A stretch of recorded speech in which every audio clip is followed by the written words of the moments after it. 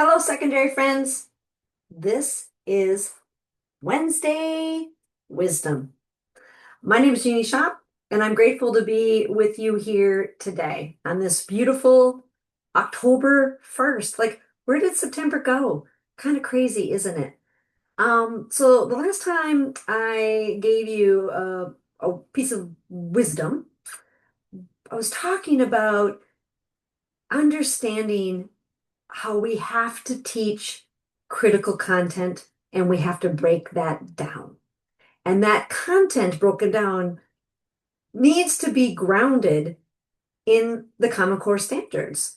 So if my students are going to be engaged in a unit reading literature, and the goal at the end of this unit is they are going to do a capstone project in which they are going to, and I'm going to read it because it's actually legit because I actually wrote it and I worked with a teacher on it. So if at the end of this quarter, because this is a big unit, right? So they're actually engaged in reading and writing and discussing and analyzing literature in a whole quarter, 9 weeks.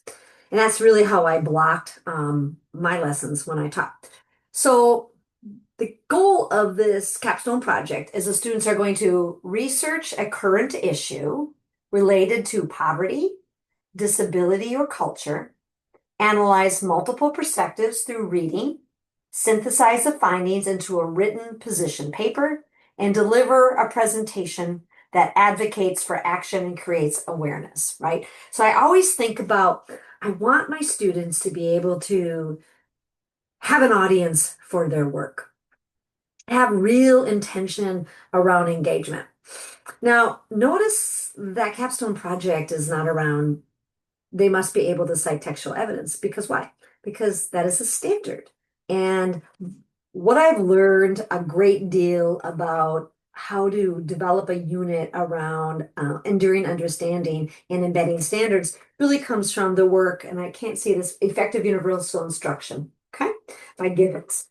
And I really like that, even though it's kind of designed for elementary, there's a lot to that text as far as understanding the role of standards. So standards um, are too narrow to be an overarching outcome.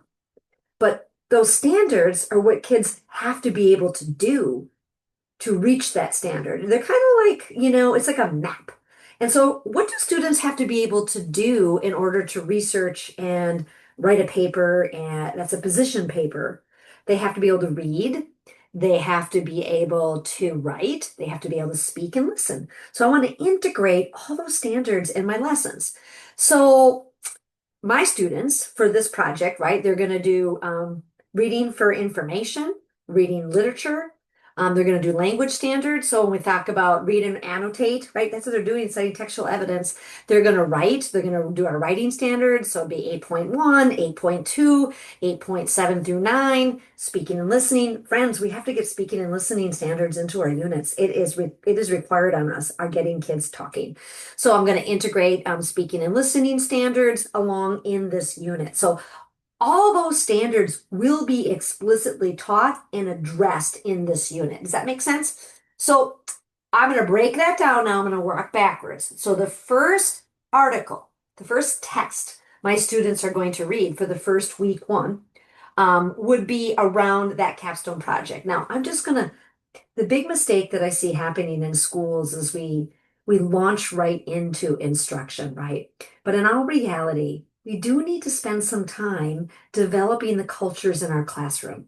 Kids, particularly adolescents, are not going to participate in group discussions if they don't feel safe with their classmates. They're just not going to do it.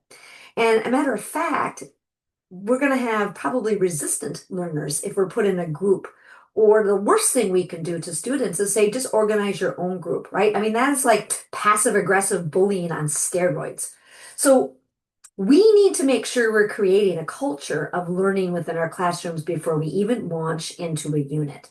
And so if this were the beginning of the year, I would be spending the first week, yes, the first week, really establishing the culture in my room, breaking down basic behaviors, and getting the kids to know each other. So then they feel like they can talk to one another.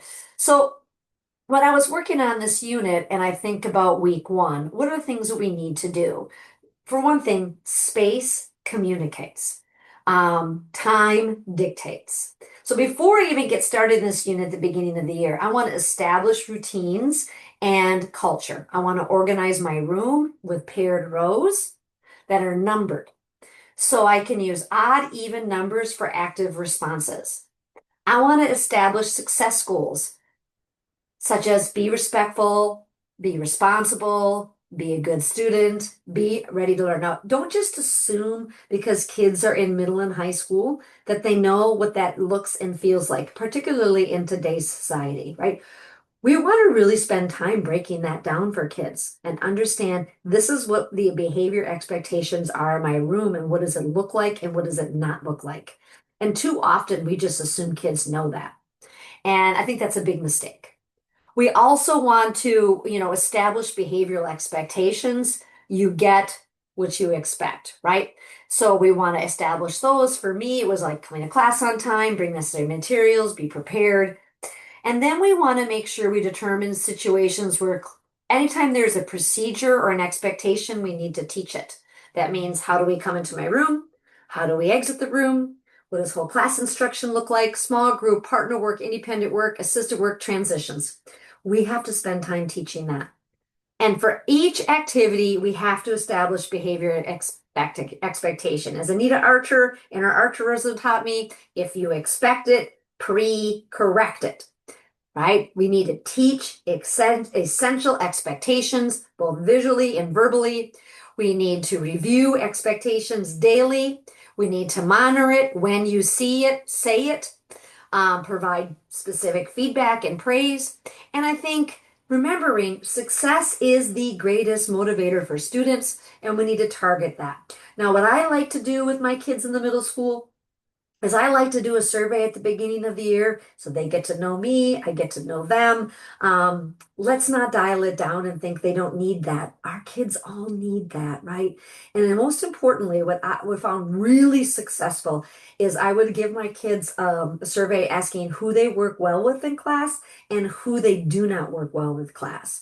And so before I gave them that paired assignment, those at seating arrangement, I would make sure that they worked with somebody I wanted to make sure they did not work, they partnered with somebody they did not work well with, because that will be a disaster. Okay. So my recommendation for you is before you launch into instruction, work on creating that classroom culture where kids are going to feel safe. We are monitoring for passive aggressive bullying and behaviors, and there's really clear expectations about what they need to be successful and learn. So thank you so much for this Wednesday wisdom. Next week, I will be at the Reading League National Conference, so I won't be able to be online with you. And so I will do my best to give you some Wednesday wisdom moments. Probably after the conference, maybe I'll give you some real big takeaways of what I learned. And not only that, is I get to speak, so I'm excited about that. So everyone, have a good week.